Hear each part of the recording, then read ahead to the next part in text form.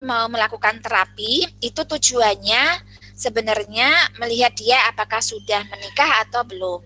Kalau sudah menikah, biasanya kita memang membantu untuk biar bagaimana sel telur itu bisa matang sehingga dia bisa kemudian hamil. Nah, kalau belum menikah, biasanya kita membantu dengan memperbaiki siklus menstruasinya. Nah, kalau siklus menstruasinya teratur, biasanya nanti gejala seperti rambut rontok, kemudian juga jerawat itu akan hilang. Nah, kemudian yang kedua, permasalahan yang juga sering dialami oleh perempuan itu adalah penyakit yang namanya endometriosis. Nah, endometriosis ini adalah definisinya adalah ada pertumbuhan jaringan terdalam rahim, tapi itu di luar rahim. Jadi bisa tumbuh di misalnya di saluran indung telur. Dia bisa tumbuh di indung telurnya. Dia bisa tumbuh bahkan di permukaan luar usus. Dia bisa tumbuh di belakang rahim. Nah, itu menyebabkan gejala nyeri. Ya, jadi karena ada pertumbuhan jaringan terdalam rahim. Kenapa dia nyeri? Karena dengan siklus menstruasi, dia mengikuti siklus menstruasi dari lapisan terdalam rahim di tempatnya yang normal. Jadi kalau ini mens, ini juga ikut mens, ini ikut keluar darah. Nah, ini yang menyebabkan nyeri. Oke, nah tanda dan gejala dari endometriosis itu biasanya nyeri head. Kemudian kalau tidak nyeri head, biasanya dia sering pegel sekali ya di bagian pinggangnya, atau bahkan nyeri juga, ada nyeri, dan itu tidak berhubungan dengan siklus mens, tidak berhubungan dengan pada saat men. Kemudian juga kalau sudah menikah, dia mungkin pada saat berhubungan sakit, bisa juga menstruasinya banyak, bisa juga kemudian timbul ini ya, ketidaksuburan atau infertilitas, atau bisa juga pipisnya sakit. Nah, ini biasanya kalau pipisnya sakit berarti ada jaringan terdalam rahim itu tumbuh juga di permukaan dinding kandung kencing. Bagaimana kita mendiagnosis? Pertama, selalu dari tanda dan gejala, kemudian pemeriksaan fisik. Pada pemeriksaan fisik dengan endometriosis kita terutama pemeriksaan dalam ya yang dilakukan oleh dokter kandungan nanti akan dilihat adanya nyeri pada saat pemeriksaan dalam itu pasien atau perempuan itu merasakan nyeri. Nah, kemudian dari pemeriksaan USG kita juga melihat kayak gambaran kista. Nah, biasanya kalau dari tanda gejala dari USG kita curiga ada endometriosis. Nah, sekaligus untuk melakukan terapi kita bisa melakukan laparoskopi. Laparoskopi ini bedanya dengan operasi besar. Laparoskopi itu hanya membuat irisan kecil di dinding perut dengan dengan tujuan untuk mengurangi efek dari pos operasinya. Jadi pos operasi kadang-kadang terjadi perlengketan. Nah, dengan membuat irisan sekecil mungkin itu mengurangi terjadinya perlengketan. Dan ini sangat penting karena perempuan ini kan tidak boleh ada perlengketan ya untuk bisa hamil ya. Nah, itu maka laparoskopi pada endometriosis ini sangat-sangat dianjurkan. Nah, ini adalah gambaran USG adanya kista coklat ya, kita bilangnya kista coklat. Dan ini biasanya terjadi karena adanya endometriosis di indung telurnya. Nah, di indung telur ini bisa terjadi endometriosis dan darah tuh mengumpul makin lama makin banyak membentuk kista yang namanya kista coklat. Nah, ini laparoskopi, kita membuat irisan sekecil mungkin. Nah, nanti ini bisa untuk diagnosis sekaligus untuk terapi endometriosis. Nah, ini adalah gambaran dengan laparoskopi ya. Kita bisa lihat ya bahwa endometriosis ini yang coklat-coklat ini jaringan endometriosis itu bisa sangat membuat terjadinya perlengketan. Nah, kalau perlengketan itu bisa mengenai saluran indung telur, maka saluran indung telur itu bisa buntu. Nah, kalau buntu, maka sel telur sama sperma itu tidak akan bisa bertemu. Nah, terapinya seperti juga pada PCOS, kalau ini ya, kalau pasien itu belum menikah, maka biasanya kita tujuannya adalah untuk menghilangkan nyeri. Jadi seperti terapi hormonal dengan pil KB, pil progesteron itu bisa mengurangi nyeri atau bahkan menghilangkan nyeri. Kemudian obat anti nyeri juga bisa membantu, misalnya asam mefenamat. Dan kalau memang sekaligus untuk terapi untuk infertilitas atau ketidaksuburan, kita biasanya menggunakan ini ya, terapi laparoskopi ini. Ya. Nah, ini kita tiba di ini ya, gangguan kesehatan atau organ reproduksi yang ketiga, dan ini juga cukup sering. Nah, ini adalah infeksi radang panggul. Nah, infeksi radang panggul itu apa sih yang namanya infeksi radang panggul? Itu adalah radang di daerah rahim. Jadi sekaligus ya, radangnya tuh mulai dari rahim, kemudian saluran indung telur, sampai indung telurnya sendiri itu semuanya meradang. Dan ini biasanya bakterinya bisa merupakan bakteri yang menjadi penyebab penyakit menular seksual, atau bisa juga karena memang tuberkulosis atau TBC. Jadi TBC itu nggak hanya menyerang paru-paru, dia bisa menyerang organ reproduksi. Nah, kita bisa melihat perbedaan organ reproduksi yang sehat sama yang meradang ya, karena tadi infeksi radang panggul. Nah, gejalanya seperti apa? Nah, gejalanya adalah ada nyeri perut bawah, ya, perut bawah baik kiri, tengah, kanan, saat menstruasi, bahkan sesudah menstruasi. Kemudian keputihan. Nah, keputihannya itu biasanya banyak kekuningan atau kecoklatan. Dan kalau diperiksa oleh dokter kandungan dengan periksa dalam, maka dokter akan melihat ada keputihan ini keluar dari mulut rahim. Dan biasanya pasien, karena ini adalah infeksi, pasien demam, kemudian bisa juga nyeri saat hubungan suami istri, dan bisa juga ditandai dengan menstruasi memanjang. Dan ini terjadi karena tadi rahimnya kan juga meradang. Nah, rahim yang meradang itu bisa menyebabkan menstruasinya memanjang. Bagaimana kita mendiagnosis? Sama seperti dua penyakit lainnya, dari tanda dan gejala, dari pemeriksaan fisik, dari pemeriksaan USG, dan juga pemeriksaan laboratorium. Pemeriksaan laboratorium di sini karena kita harus mengetahui kumannya, penyebab kumannya itu apa. Nah, dan nanti antibiotik yang dipakai itu berdasarkan kuman yang ditemukan. Nah, terapinya adalah pemberian antibiotika.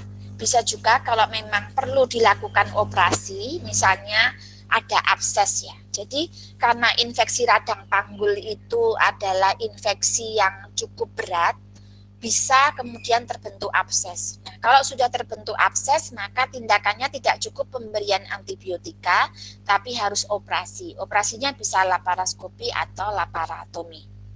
Nah, sekarang kita hampir di penghujung ini ya, di penghujung presentasi saya. Sekarang tadi kita sudah bicara mengenai gangguan organ reproduksi, dan akhirnya kita bicara pada masalah infertilitas ini, karena infertilitas ini bisa menyerang kurang lebih mungkin sekitar 5-10% pasangan usia subur ya. Nah, ini infertilitas itu apa? Infertilitas itu adalah kegagalan pasangan untuk hamil, karena kenapa kita sebut pasangan? Karena memang untuk terjadinya pembuahan kan butuh sperma dan sel telur. Nah, maka kita sebut pasangan. Kegagalan pasangan untuk hamil setelah 1 tahun berhubungan suami istri secara teratur. Artinya teratur apa? Frekuensi hubungan suami istri itu sekitar 2-3 kali dalam 1 minggu.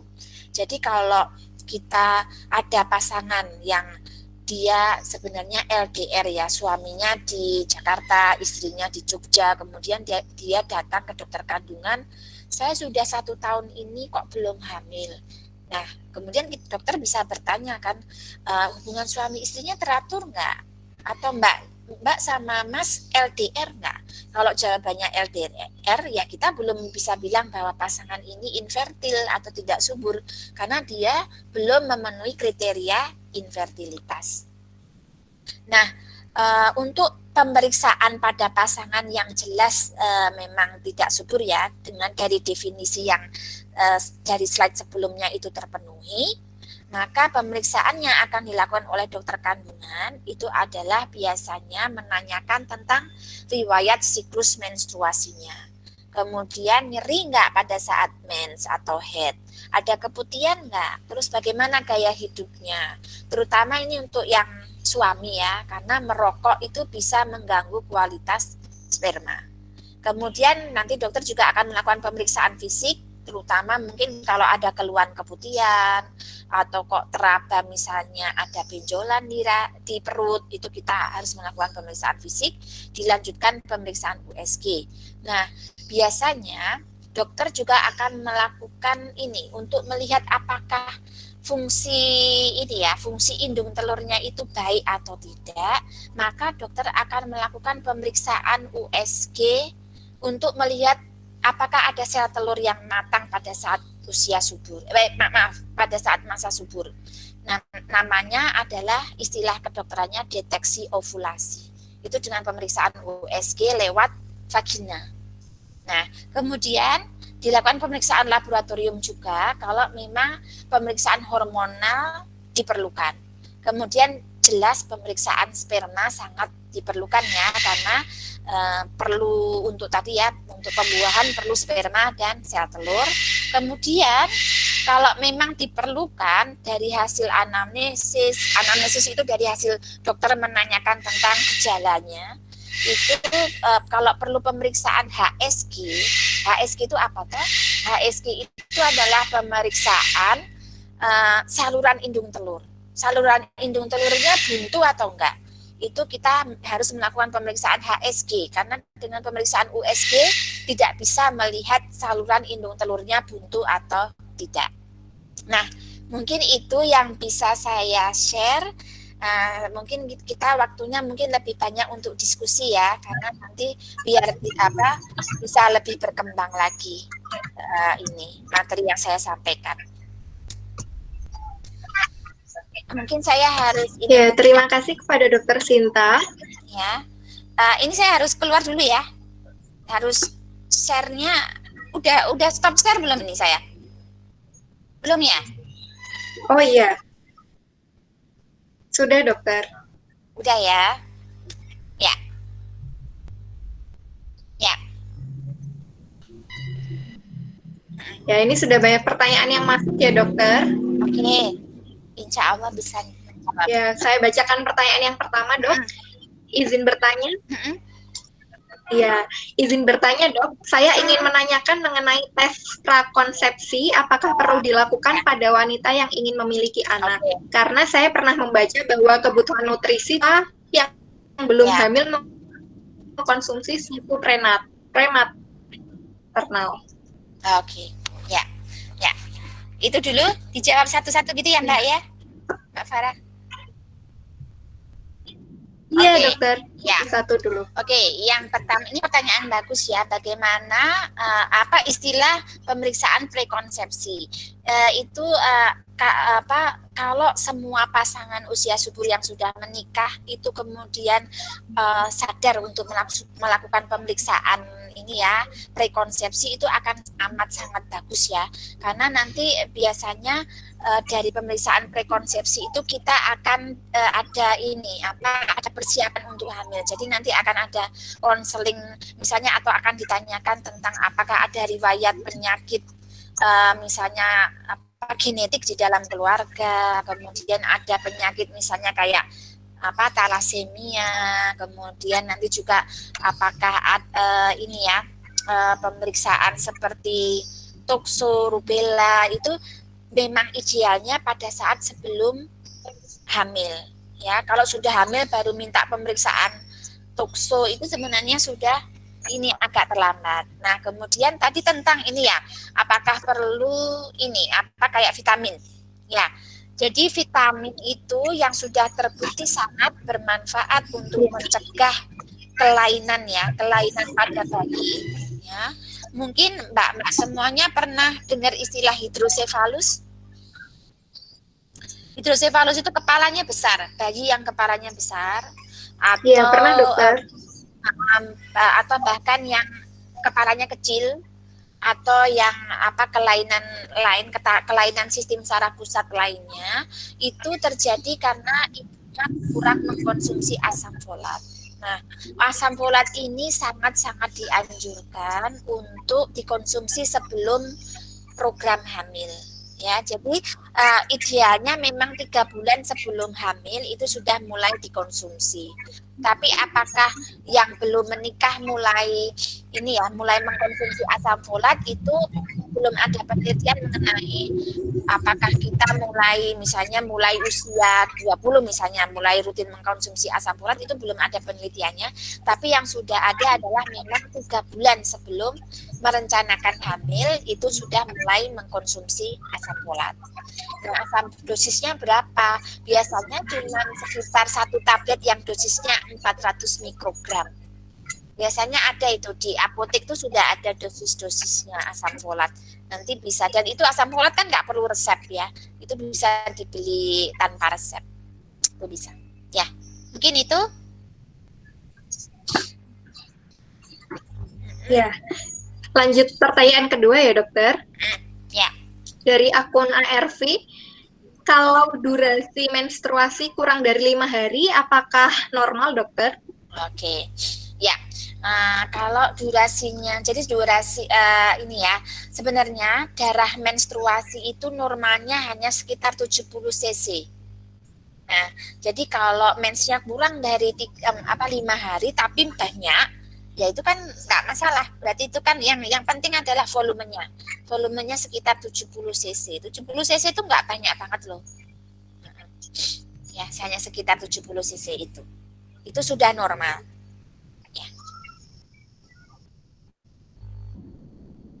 Berarti yang dijadikan patokan adalah ukuran dalam cc-nya ya dokter ya. Ya, lanjut ke pertanyaan berikutnya dok, dari akun Umi. Jika sel telur ukurannya kecil, itu penyebabnya apa ya dokter, dan bagaimana solusinya? Oke, ya. Jadi memang sel telur itu kan tadi seharusnya pada saat masa subur, yaitu kalau siklus kita 28 hari itu hari ke-14, itu harusnya ukuran sel telurnya sekitar 16 sampai 20 mili. Nah, kalau pada pertengahan siklus itu sel telurnya masih kecil, itu berarti ada sesuatu yang menyebabkan dia tidak bisa besar. Nah, contohnya adalah PCOS tadi, penyakit yang namanya sindroma ovarium polikistik atau PCOS. Nah, itu PCOS itu ya memang ada masalah di indung telurnya sendiri, ada masalah. Biasanya juga di otaknya ada ini ketidakseimbangan hormon juga. Nah, itu menyebabkan terjadinya PCOS yang menyebabkan sel telurnya di pertengahan siklus ya. Kalau di awal siklus sel telurnya memang kecil, tapi ini di pertengahan siklus itu sel telurnya masih kecil. Tuh. Apalagi di pertengahan siklus masuknya saat masa subur itu ya dok ya? Ke-14. Hari ke-14. Ya. Ya, lanjut pertanyaan berikutnya ya dokter. Ya. Apakah keputihan termasuk dalam gejala PCOS, dari akun Winanda? Oke. Ya, keputihan itu kadang-kadang juga karena pengaruh hormonal. Jadi pengaruh hormonal misalnya ketidakseimbangan hormon itu kadang-kadang juga menyebabkan keputihan. Nah, sebenarnya yang penting bukan keputihannya kalau pada PCO. Ya, misalnya keputihan tapi ada siklus head yang tidak teratur, kemudian ada jerawat, ada rambut rontok, itu tetap masuk PCOS. Tapi kalau hanya kadang-kadang juga nggak ada keputihan. Jadi keputihan itu bukan tanda utama. Mungkin hanya apa ya, tanda yang ikutan lah istilahnya, tapi bukan tanda utama. Tanda utamanya tetap tadi pertumbuhan rambut yang banyak, tapi di luar ini ya, di luar pertumbuhan rambut pada perempuan. Terus mensnya tidak teratur, itu tanda utama dari PCOS. Ya.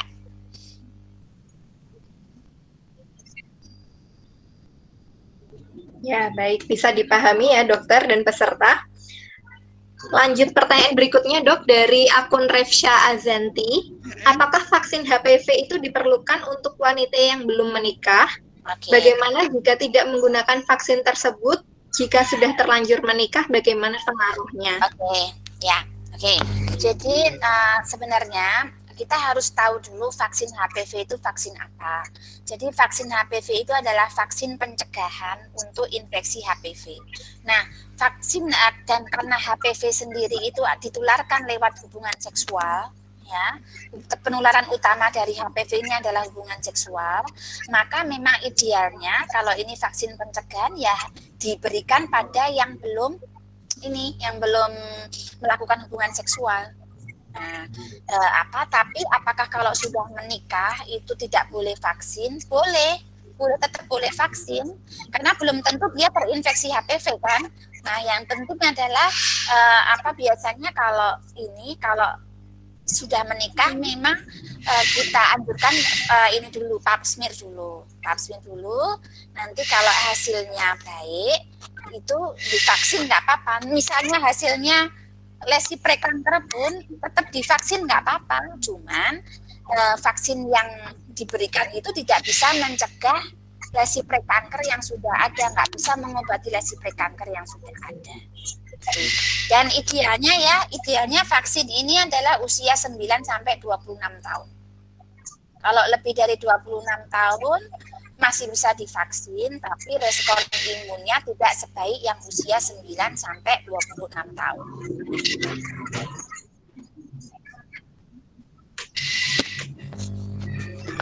Apakah ada perbedaan, dok, jika melakukan HPV sebelum menikah dan setelah menikah? Perbedaan respon imun gitu? Jumlah dosis. Kalau cuma jumlah dosis dan respon imun mungkin? Oh iya. Kalau jadi dosisnya kalau di atas 13 tahun itu tetap 3 kali. 3 kali pemberian, bulan ke-0, bulan ke-1, bulan ke-6. Nah, itu. Sama, dosisnya sama. Untuk respon imunnya kalau sudah menikah ya tadi tergantung hasil pap smear-nya ya. Kalau hasil pap smear-nya baik, belum pernah terinfeksi HPV dan dia usianya 25 tahun misalnya, respon imunnya bagus. Tapi kalau dia sudah di atas 26 tahun mungkin tidak sebaik yang masih usia tadi 9 sampai 26 tahun. Efektivitas vaksin ini mencapai 70%. Mencapai 70%. Ya. Cukup tinggi ya, dok ya. Ya, baik. Lanjut ke pertanyaan berikutnya, dokter. Maaf, dokter, izin bertanya, apakah untuk yang belum menikah perlu memeriksakan kesuburannya ke dokter dan apa saja jenis tes yang perlu dilakukan? Oke. Ya, jadi kalau memeriksakan kesuburan itu berarti kita hanya bicara tentang fungsi indung telur ya, fungsi indung telur, karena kesuburan itu kan juga ada kalau itu masalahnya di saluran indung telur kan dia tetap indung telurnya tetap menghasilkan sel telur yang matang, tapi kan kalau saluran indung telurnya bermasalah kan tetap bermasalah ya, tetap nggak bisa hamil. Nah, apakah kalau belum menikah itu perlu mengecek kesuburan? Sebenarnya mengecek kesuburan itu sederhana, nggak perlu yang pemeriksaan USG tadi ya. Pemeriksaan USG kan invasif ya. Invasif itu kan berarti akan merusak selaput darah. Ya, karena itu pemeriksaan USG-nya lewat vagina. Jadi sebenarnya memeriksakan kesuburan itu cukup melihat siklusnya. Jadi mencatat siklusnya tiap bulan itu siklusnya antara 21 sampai 35 hari enggak. Kemudian pada saat pertengahan siklus, hari ke-12, 13, 14 itu lendirnya lebih banyak enggak? Lendirnya lebih banyak, lebih encer enggak? Nah, itu kan juga tanda bahwa subur. Nah, itu sebenarnya dengan pemeriksaan yang bisa dilakukan pemeriksaan sendiri, kita bisa tahu kita indung telur kita itu bagus atau enggak. Gitu.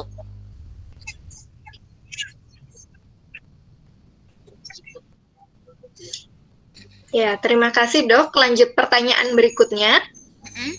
Saya sudah menikah 4 bulan, bulan Juni tidak mens sama sekali. Lalu tanggal 2 Juli kemarin, saya mens lagi. Bagaimana cara memastikan kemarin itu sekedar telat atau sudah sempat isi tetapi mengalami keguguran, dokter? Oke, ya biasanya untuk pemeriksaan tes kehamilan itu sekitar terlambat mungkin mulai terlambat itu sebenarnya sudah bisa dites untuk kehamilan dengan pipis ya, pemeriksaan urin ya, pemeriksaan urin itu bisa kita lihat apakah kita sudah hamil atau belum. Nah, kalau kemarin itu sempat dites, nah kita bisa tahu itu positif atau negatif. Dan tandanya itu keguguran, itu biasanya mensnya lebih banyak dan lebih sakit.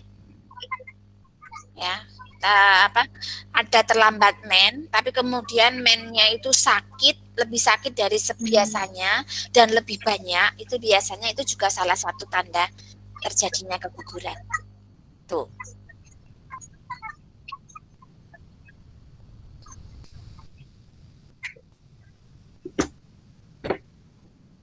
Ya, suara saya bisa. Ya, baik dok. Lanjut ke pertanyaan berikutnya dari akun Alivia Nurdani. Masih dokter, masih jelas suaranya. Ya.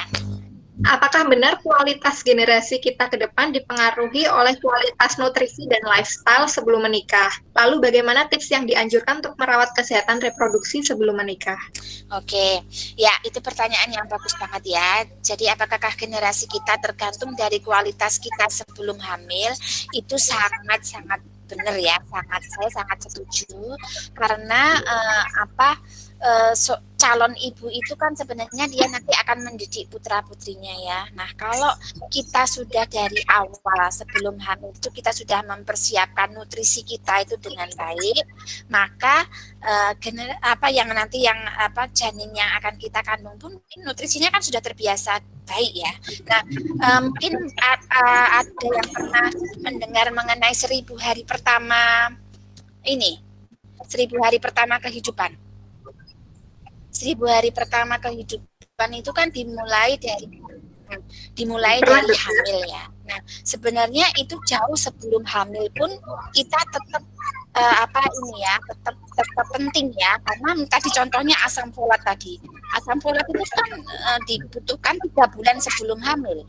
Jadi itu bukti bahwa calon generasi kita itu sangat ditentukan oleh kondisi kita sebelum hamil. Jadi bagaimana kita mempersiapkan ini ya, calon buah hati kita ini ya itu dengan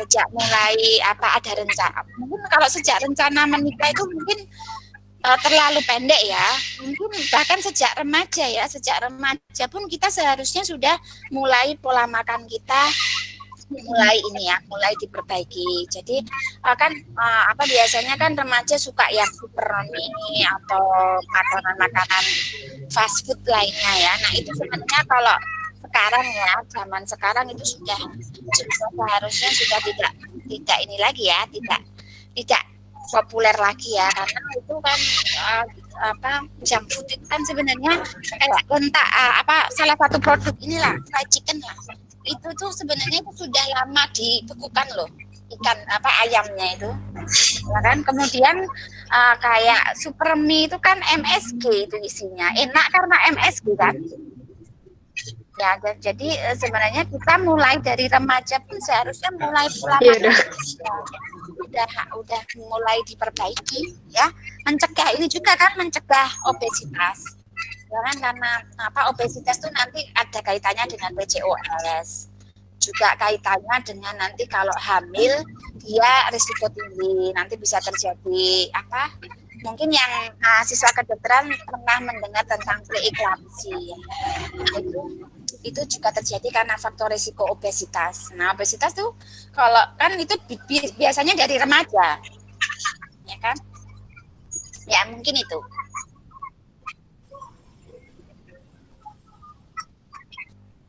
Ya, berarti memang penting ya dok untuk menjaga lifestyle sejak dini, sejak remaja begitu ya dok ya.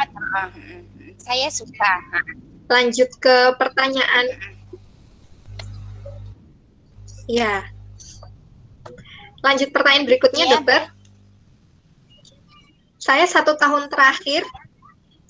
tahun terakhir semenjak kurusan sangat nyeri di hari pertama menstruasi. Padahal untuk tahun-tahun sebelumnya tidak seperti itu.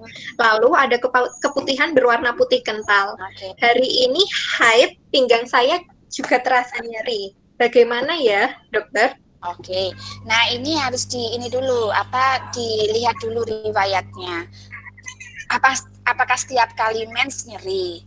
Nah, kalau setiap kali mens nyeri, mungkin memang kadang-kadang ada jadi kalau setiap kali mens itu kan ada yang namanya ada mungkin termasuk hormon ya, atau zat kimia yang namanya prostaglandin itu juga ada di darahnya.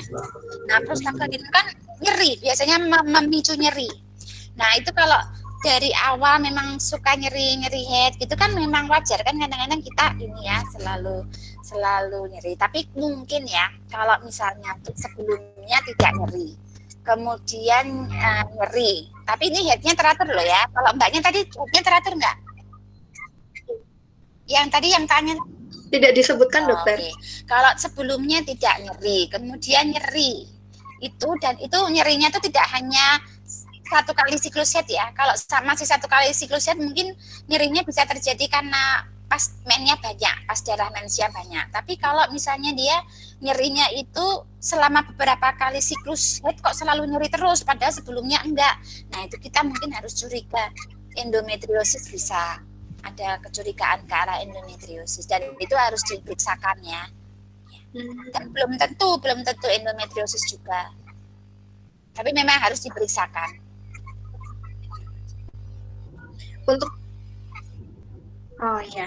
Untuk batasan nyeri yang normal itu sendiri seperti apa ya dokter? Memang soalnya nilai ambang nyeri perempuan kan beda-beda. Jadi mungkin yang nyeri sampai tidak bisa aktivitas misalnya, nyerinya tidak bisa aktivitas, dia harus istirahat, nggak bisa sekolah, nggak bisa kuliah, atau nggak bisa kerja. Nah, itu yang harus kita waspadai, sehingga kita harus periksa ke dokter. Tuh. Ya, terima kasih dok. Lanjut pertanyaan berikutnya. Jika dalam 1 minggu hubungan suami istri lebih dari 3 kali, apakah berbahaya, dokter? Oh, enggak berbahaya ya, karena sebenarnya hubungan suami istri itu kan malah mengurangi stres kan ya. Itu malah sehat sebenarnya. Malah sehat itu, nggak apa-apa sih, nggak ada batasan ini ya, harus hanya boleh berhubungan seminggu berapa kali gitu, enggak. Cuman minimal kalau dikatakan hubungan suami istri yang teratur itu minimal 2-3 kali dalam 1 minggu. Nah, itu kita bisa bilang ini infertil atau enggak, itu kalau misalnya kita sudah hubungan teratur kok 1 tahun belum hamil, itu hanya sebagai patok minimalnya aja, kalau maksimalnya nggak ada.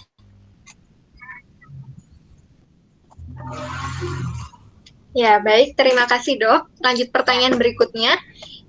Yang dimaksud menstruasi teratur itu apakah setiap bulan terjadi sesuai siklus? Misalnya setiap bulan selalu 28 hari atau setiap bulan bisa mendapat siklus walaupun siklusnya berubah-ubah setiap bulan, kadang 28 hari, kadang 30 hari. Ya. Seperti itu. Jadi normalnya itu adalah antara 21 sampai 35 hari. Jadi kalau bulan ini 22 hari, terus nanti 24 hari nggak apa-apa, asalkan masih dalam rentang waktu 21 sampai 35 hari.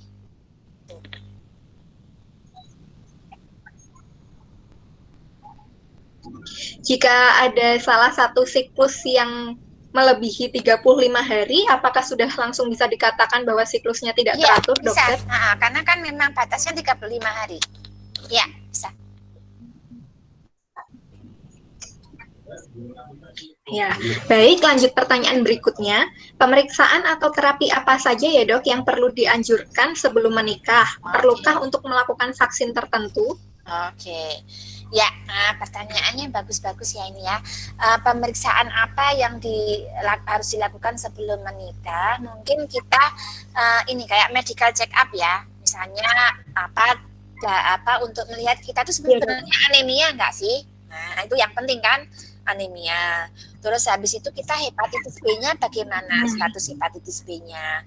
Terus setelah itu kita ada gejala-gejala misalnya kayak tadi ya, gangguan siklus mens misalnya. Nah, itu lebih bagus memang dikonsultasikan dulu gitu. Kemudian untuk apakah ada vaksin-vaksin tertentu, itu tadi semacam tadi ya, misalnya vaksin HPV. Nah, itu memang kalau bisa dilakukan sebelum menikah itu lebih bagus. Nah, kemudian yang penting adalah kalau misalnya dia sudah vaksin HPV, terus ternyata 1 kali, terus dia mau menikah, padahal kan vaksin HPV nggak boleh untuk ibu hamil. Nah, itu nggak apa-apa, vaksin aja 1 kali dulu, nanti terus dia mau program hamil, ya biar program hamil dulu.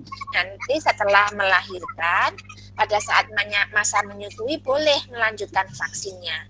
Jadi vaksinnya nggak harus diulang ya, kalau mundurnya banyak, mundurnya panjang itu nggak usah diulang, hanya tinggal melanjutkan aja. Terus ada vaksin satu lagi yang penting ya, karena vaksin ini nggak boleh untuk ibu hamil. Jadi pernah dengar rubella nggak? Nah, rubella itu adalah penyakit pada ibu perempuan yang tidak hamil, itu penyakit yang ringan.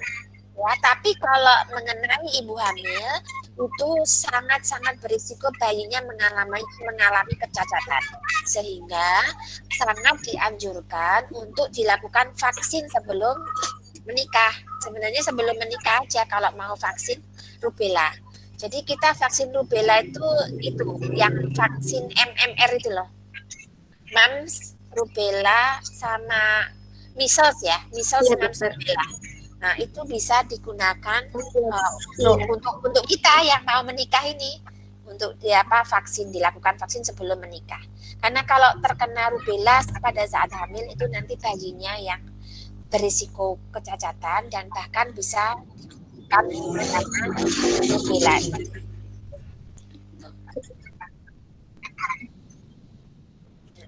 Untuk penyebabnya sendiri apa ya dok, penyakit rubella tersebut? Penyebabnya itu virus rubella.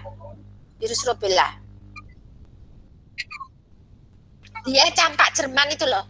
Jadi gejalanya kayak campak, kayak campak, mirip-mirip campak, mirip-mirip cacar air. Lebih mirip ke cacar air sebenarnya. Lebih mirip, jadi ada kayak merah-merah bentar-bentar gitu. Nah, terus panas, ada nyeri sendi. Nah, itu biasanya bisa rubella.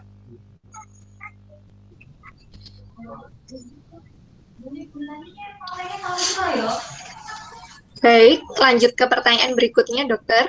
Ya. Apakah ada langkah-langkah pencegahan untuk penyakit-penyakit yang telah disebutkan di dalam materi, dokter? Pencegahan untuk penyakit-penyakit. Oke, kalau misalnya PCOS itu bisa terjadi pada enggak semua ya, tapi bisa terjadi pada yang obesitas. Jadi kita mencegah jangan sampai kita obesitas. Itu untuk mencegah PCO.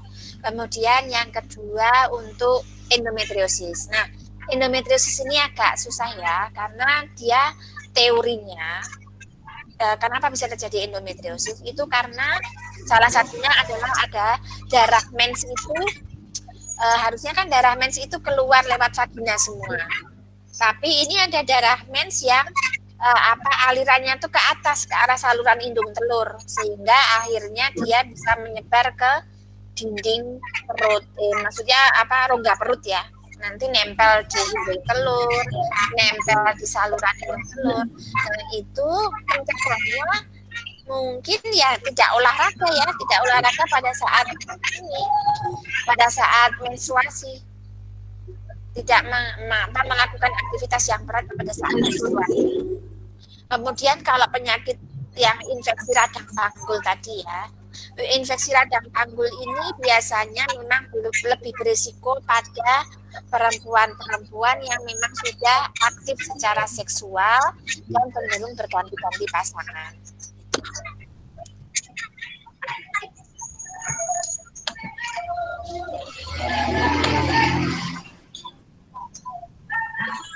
Ya, terima kasih dok. Ada pertanyaan lagi dari akun Inzona.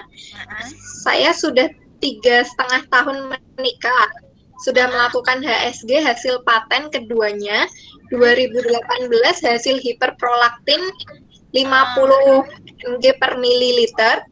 Menstruasi lancar siklus 28 hari. Hanya saja terkadang nyeri haid pada hari pertama dan kedua.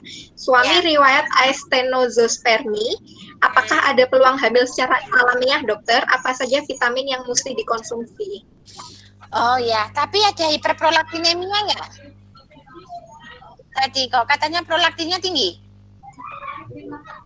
Iya, dokter. 50. Oke. 50 nanogram per mililiter, dokter. Oke, kalau ada hiperprolaktinemia, itu nggak cukup dengan vitamin, itu harus diobatin hiperprolaktinemianya. Biasanya ada obat khusus untuk hiperprolaktinemianya. Jadi itu harus ini ke dokter kandungan itu untuk terapinya. Nggak cukup dengan vitamin. Dan itu kehamilannya mungkin nanti harus dengan berarti harus dikonsultasikan ya, dan itu nanti obatnya mungkin harus dengan pemicu biar sel telurnya besar juga, mungkin harus diberikan itu. Dan itu nanti tergantung dokter kandungannya.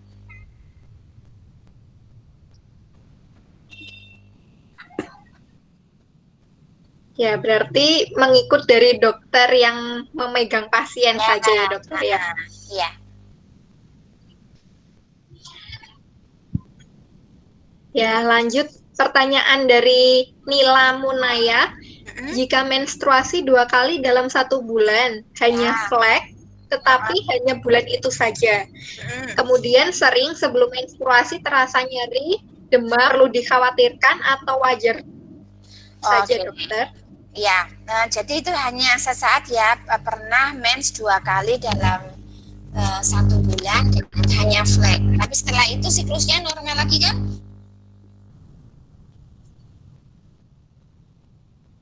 Iya, dokter. Hanya sekali saja. Kalau itu sih nggak apa-apa ya, maksudnya nggak apa-apa. Tapi terus tadi yang pertanyaan berikutnya apa tadi? Oh, demam ya? Pada saat mau mens selalu ada nyeri dan demam? Iya, terasa demam dan nyeri. Ya, itu namanya sindroma premenstruasi. Sindroma premenstruasi itu memang kadang-kadang ada yang seperti itu. Jadi nggak apa-apa sih. Nggak apa-apa. Selama tidak sampai, karena sindroma premenstruasi itu ada yang sampai depresi juga ya, sampai efeknya itu sampai sehebat itu depresi. Nah itu yang berbahaya, itu yang harus diobati.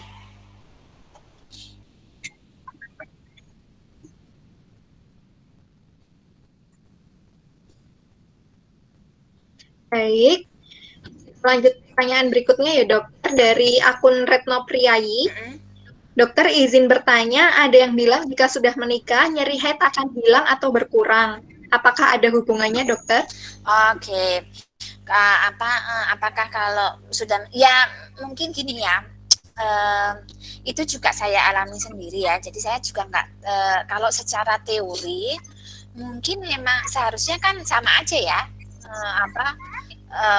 Mungkin ini pada saat kita masih belum menikah itu mungkin memang pada saat itu siklus kita memang mungkin darah mensnya lebih banyak mungkin ya, terus produksi prostaglandinnya lebih banyak, sehingga mungkin pada saat itu kita merasakan nyeri yang lebih ya. Tapi memang setelah menikah itu beberapa orang bahkan mungkin lumayan banyak juga ya. Kemudian memang hilang itu nyeri headnya itu, dan itu saya alami sendiri. Saya juga nggak ini ya, maksudnya secara ilmiahnya seharusnya mungkin itu penjelasannya itu ya, yang tadi prostaglandinnya mungkin pas lebih banyak pada saat kita dulu siklus kita pada usia itu mungkin prostaglandinnya lebih banyak sehingga lebih nyeri, mungkin itu.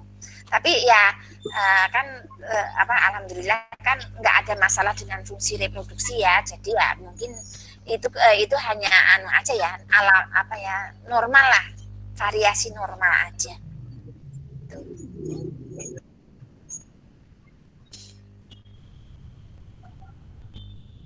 Ya, baik, lanjut ke pertanyaan dari akun Kismi Ansori.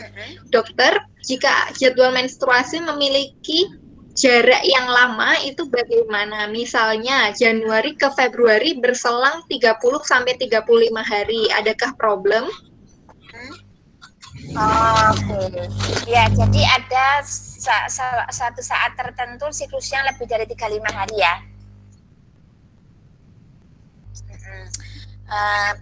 Ya, jadi kalau sudah lebih dari 35 kan berarti emang siklus itu berarti nggak menghasilkan sel telur yang matang kan? Karena dia sudah lebih dari 35 hari. Nah, mungkin pada saat siklus itu memang nggak subur, artinya nggak menghasilkan sel telur yang matang. Nah, karena mungkin kalau siklusnya panjang itu biasanya rahimnya memang tebal sekali ya. Nah, itu kadang-kadang mensnya jadi lama, banyak, dan sakit memang. Gitu. Ya, lanjut pertanyaan dari akun Uci Erlita. Mengetahui masa subur, begitu dok? Oh, bagaimana mengetahui masa subur? Oke. Untuk mengetahui masa subur itu ya kita harus pertama menghitung siklus head kita. 21 sampai 35 hari. Nah, masa subur kita itu adalah misalnya kita punya catatan 3 bulan ini ya, 3 bulan berturut-turut. Nah, kita rata-rata misalnya masa subur kita sekitar 28 hari lah, 28-29 gitu ya. Nah, masa subur itu adalah siklus head, panjangnya siklus head, misalnya 28 ya, dikurangi 14. Nah, berarti masa suburnya hari ke-14. Kalau siklus headnya 30 hari, 30 dikurangi 14, berarti masa suburnya hari ke-16 itu.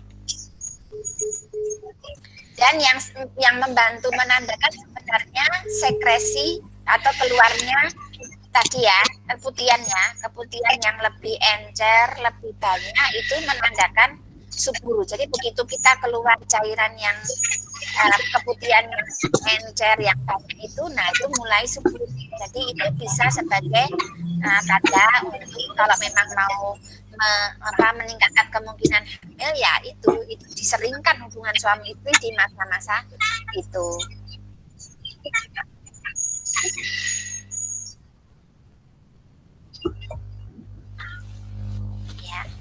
Untuk diseringkannya itu setiap hari atau harus ada selang waktunya, dokter? Oke, ada yang bilang selang sehari, ada yang kalau memang ini untuk program, ya kenapa nggak tiap hari, itu bisa sih. Jadi ya kesimpulannya bisa selang sehari, bisa tiap hari, nggak masalah. Karena sebenarnya sperma itu usianya bermacam-macam ya. Setiap kali kita seorang laki-laki itu ejakulasi, usia sperma itu bermacam-macam. Jadi nggak masalah untuk tiap hari atau selang sehari, nggak apa-apa.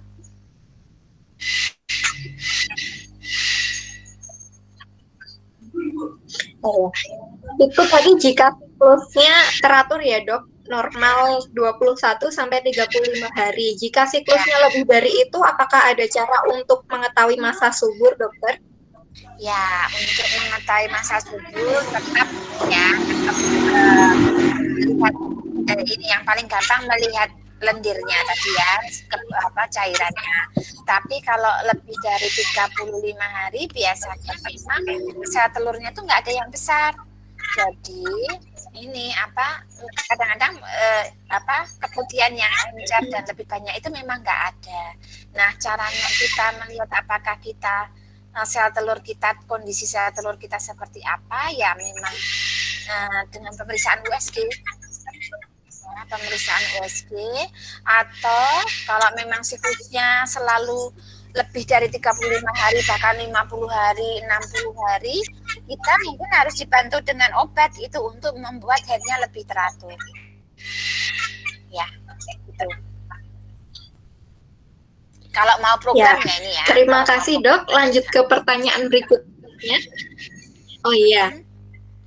Ya. Lanjut pertanyaan berikutnya ya dokter. Nah.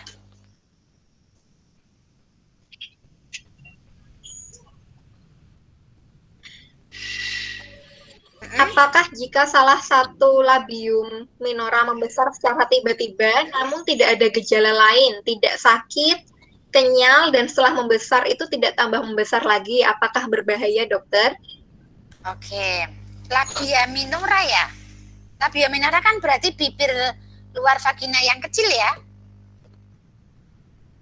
Ya, kalau labia minora itu misalnya membesar, itu biasanya seperti itu loh, pertumbuhan kulit aja. Jadi itu enggak ini sih enggak apa-apa. Selama tidak sakit, tidak tambah besar, tidak merah itu enggak apa-apa. Itu cuman kayak pertumbuhan kulit, enggak apa-apa sih kalau labia minora ya, enggak apa-apa. Iya dok. Ya, lanjut pertanyaan berikutnya ya dokter, dari dokter Dionisius. Izin bertanya dok, saya pernah mendapatkan kasus di puskesmas, seorang ibu P2A0 usia 34 tahun dengan riwayat kontrasepsi oral pil kombinasi, kurang lebih 6 bulan yang lalu. Ini adalah kali pertama penggunaan, sebelumnya adalah implan, saat ini tidak menggunakan kontrasepsi apapun. Saat ini belum mendapatkan menstruasi, pasien tidak memiliki keluhan, sudah dilakukan PP test dan hasilnya negatif.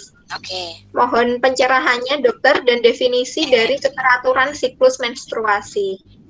Berarti dia riwayat implan ya. Riwayat implan, selama pakai implan headnya teratur nggak ya? Karena biasanya implan itu jarang menyebabkan tidak head. Yang sering menyebabkan tidak head kan yang suntik 3 bulan ya. Kalau implan tuh biasanya kebanyakan headnya teratur.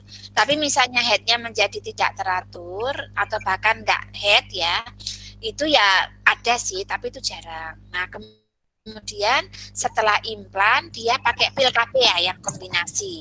Nah selama pakai pil KB yang kombinasi ini dia mens teratur nggak?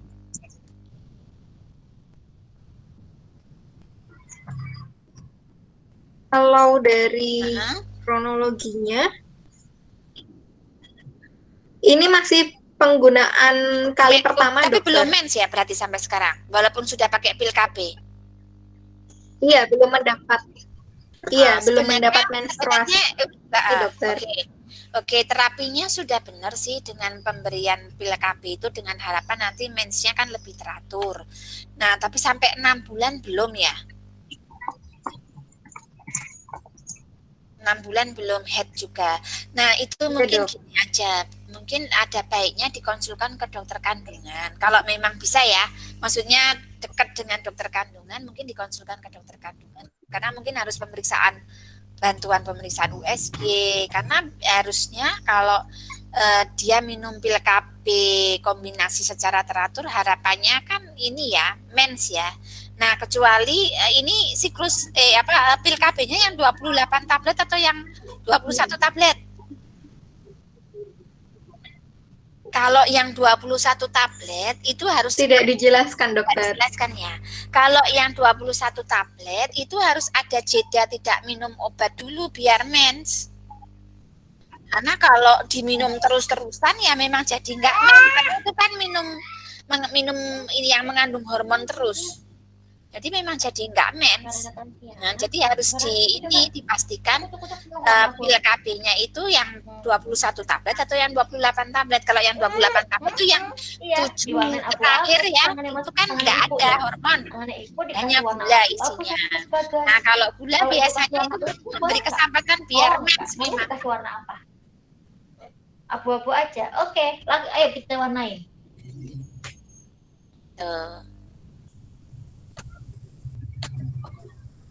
Ya, begitu ya dokter. Berarti seharusnya jika 21 pil ada 7 hari untuk tidak meminum obat, begitu ya dok ya? Iya.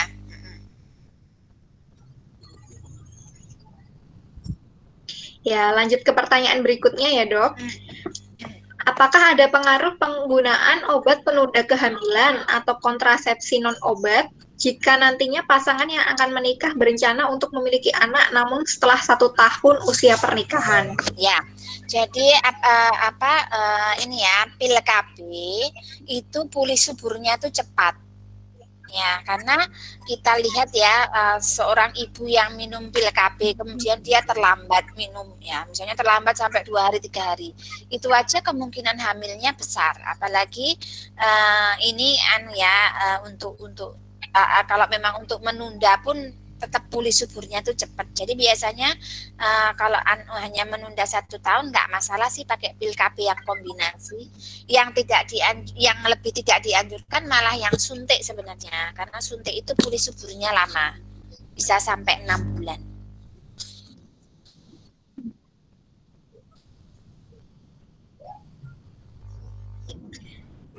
Ya, terima kasih. Ada pertanyaan lagi, dok. Apakah ada pengaruh wanita yang kurus terhadap kemudahan untuk memiliki anak? Ya, jadi perempuan kurus, apalagi kalau dia di bawah BMI yang normal ya, itu biasanya siklus haidnya jadi nggak teratur. Kalau siklus haidnya jadi nggak teratur, ya kemungkinan untuk hamil bisa menurun. Ya, jadi tergantung kita lihat juga siklus haidnya. Kalau siklus haidnya sampai nggak teratur karena saking kurusnya, yaitu berarti dia nggak subur. Tapi kalau siklus haidnya masih teratur, ya biasanya tetap subur aja sih, nggak masalah.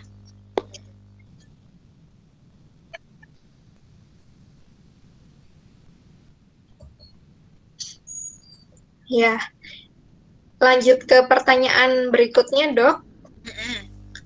Izin bertanya, saya pernah mendengar jika seorang ibu mengalami menopause dini, putrinya beresiko tinggi untuk mengalami hal yang sama. Apakah ada kemungkinan putrinya untuk tidak mengalami menopause dini? Jika ada, berapa persen kemungkinannya, dokter? Oke, ini masalah menopause dini ya. Jadi menopause dini itu biasanya jadi gini, waktu kita lahir ke dunia, kita tuh sebenarnya sudah membawa cadangan sel telur. Ya, cadangan sel telur tuh rata-rata sekitar 300.000. Kita tuh pada saat bayi perempuan lahir itu dia membawa cadangan sel telur sekitar 300.000, dan dia nanti tergantung sel telurnya itu nanti ada yang rusak rusaknya banyak atau rusaknya standar, itu yaitu menentukan ini waktu menopause-nya. Nah, apakah pada ini ya yang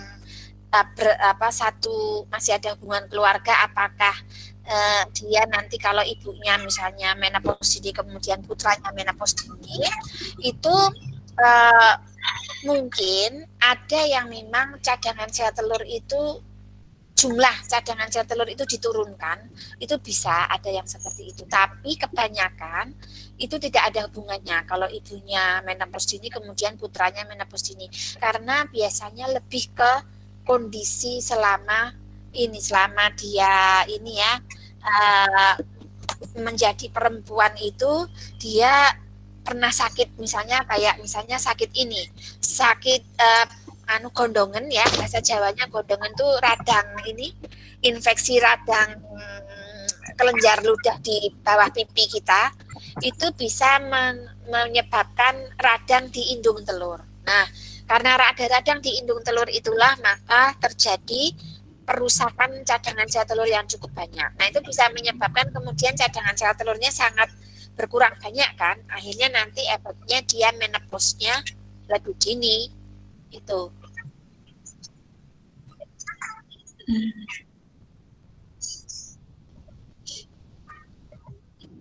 Ya, lanjut pertanyaan berikutnya, Dok. Dari Siska Murdianti, saya ingin bertanya, agar istri cepat hamil nantinya, apakah suami harus menjalankan hidup sehat, dokter? Ya, nah saya setuju ya, nggak hanya perempuannya aja yang harus hidup sehat, suaminya juga, karena biasanya masih ada tuh suaminya yang merokok, dia konsultasi ingin hamil tapi suaminya masih merokok. Nah itu kan ini ya, maksudnya merokok, kita tahu sendiri bahwa merokok itu mengurangi atau mengganggu produksi sperma. Terus yang lebih ini lagi sebenarnya alasan untuk kita harus membuat si suami itu kalau bisa berhenti merokok, karena pada saat istrinya hamil itu kan nggak boleh kan suaminya merokok di dalam rumah, karena kan nanti tuh mengganggu pertumbuhan bayinya, mengganggu ini juga ya, menyebabkan istrinya perokok pasif, ya kan? Itu. Ya, Dok. Lalu untuk suami ini jika ingin memeriksakan kesuburannya juga harus menuju ke dokter spesialis apa ya, dokter? Oh iya, kalau untuk memeriksakan kesuburannya dengan pemeriksaan sperma, itu biasanya nanti dikasih pengantar oleh dokter kandungan, bisa. Tapi kemudian kalau hasilnya memang nggak normal, nanti dikonsulkan ke spesialis andrologi. Spesialis andrologi atau spesialis urologi, bedah urologi. Itu biasanya yang menangani masalah infertilitas pada laki-laki.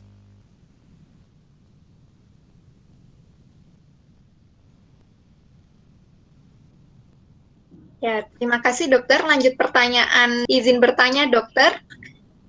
Tes prakonsepsi itu apa saja dokter?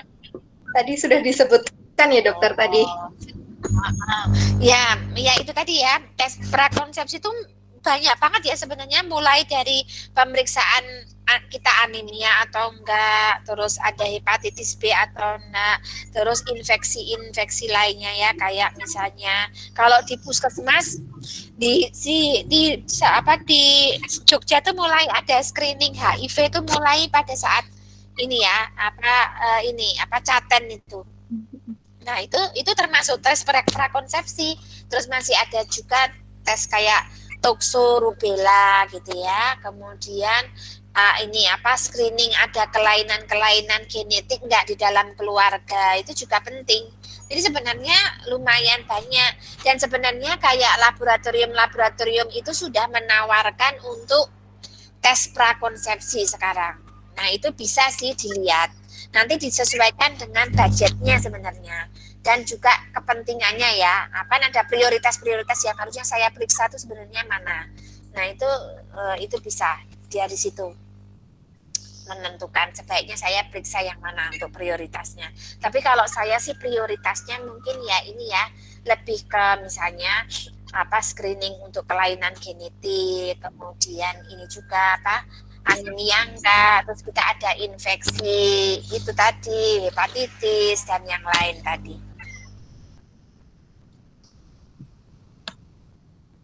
Untuk pemeriksaan toksoplasma sendiri perlu dilakukan jika mungkin ada beberapa hal yang perlu diperhatikan, begitu dok? Apa saja? Ya, sebenarnya tes tokso itu hanya dilakukan kalau kita ini ya, ada misalnya kecurigaan bahwa kita tuh rentan terkena tokso. Misalnya kalau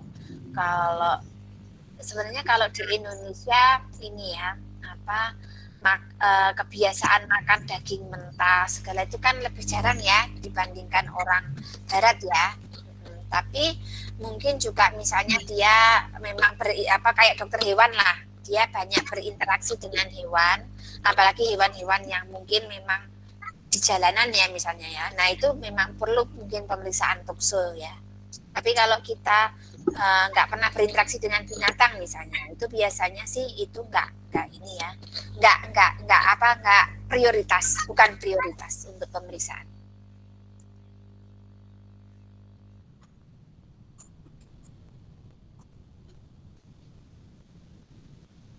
Ya, pertanyaan terakhir ya dokter, dari Selni Febrida. Apakah penggunaan pil KB atau alat kontrasepsi yang menyebabkan haid tidak lancar mempengaruhi kesehatan kesuburan di masa depan? Karena beberapa kasus menggunakan alat kontrasepsi menyebabkan berat badan meningkat.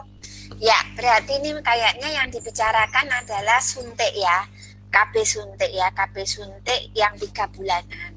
Nah, atau kalau pil, soalnya kalau pil KB biasanya mulai suburnya cepat. Jadi ini mungkin lebih ke arah yang suntik yang 3 bulanan. Ya, jadi memang benar suntik yang KB 3 bulanan itu pulih suburnya lumayan lama, sekitar 6 bulan. Kemudian juga memang menyebabkan berat badan bertambah. Nah, berat badan bertambah ini nanti juga ini ya kayak apa ya? Snowball ya. Snowball itu ya pokoknya karena KB dia gemuk, nah karena gemuk ini headnya jadi nggak lancar juga. Nah itu akhirnya seperti itu. Jadi ya kalau mau pakai pil, mau pakai KB, ya kalau bisa jangan yang suntik ya, jangan pilih yang suntik 3 bulanan lah.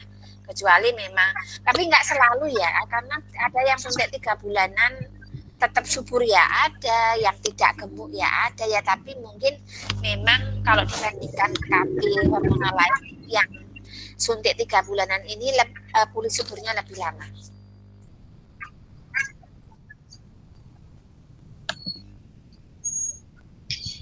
Ya, ternyata ada satu lagi dok pertanyaan yang masuk terakhir dari Tria Ramadhani. Dokter, seberapa beresikonya seseorang wanita jika memiliki ibu dengan riwayat penyakit miom? Lalu apa saja gejala-gejala yang bisa kita amati jika memiliki penyakit miom? Oke, ya jadi miom itu adalah tumor otot rahim, ya tumor otot rahim. Dia biasanya jinak, kalau miom itu jinak, tapi memang otot rahim itu entah karena sebab apa kemudian dia tumbuhnya berlebihan sehingga menimbulkan benjolan pada rahim. Nah itu kalau ibunya yang riwayat miom, putranya belum tentu kena miom juga sih, belum tentu ya, karena itu biasanya nggak selalu diturunkan ke putranya. Nah, resikonya memang kalau punya miom itu pertama, kalau miom itu memang lokasinya dekat dengan rongga rahim, itu nanti menyebabkan mensnya banyak biasanya. Terus yang kedua, resikonya adalah ini memang bisa mengganggu kesuburan kalau miom itu menyebabkan misalnya tersumbatnya saluran indung telur karena posisi miomnya itu kebetulan kok dekat sama saluran indung telur, sehingga karena benjolan miom itu akhirnya terdesak itu saluran indung telurnya. Nah itu bisa menyebabkan ketidaksuburan juga. Itu memang. Itu ya mungkin. Ya, terima kasih Dokter Sinta atas paparan materinya dan jawaban-jawaban dari pertanyaan yang sudah masuk.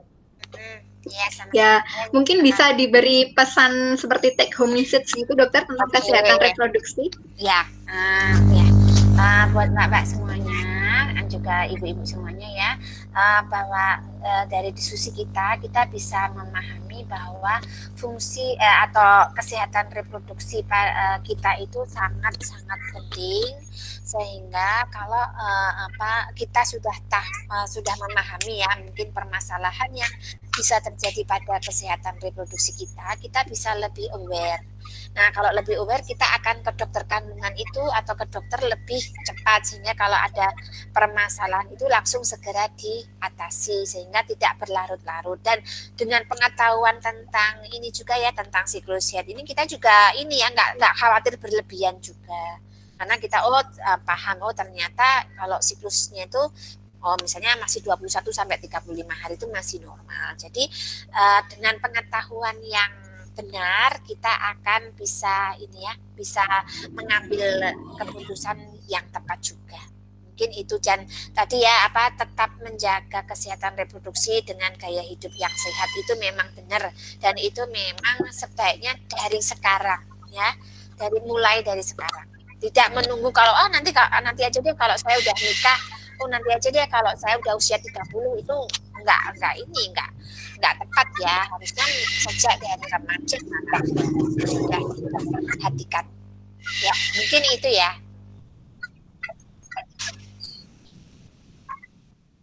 Ya, terima kasih Dokter Sinta Sama-sama. atas paparan materi, jawaban dari pertanyaan, dan take home message-nya.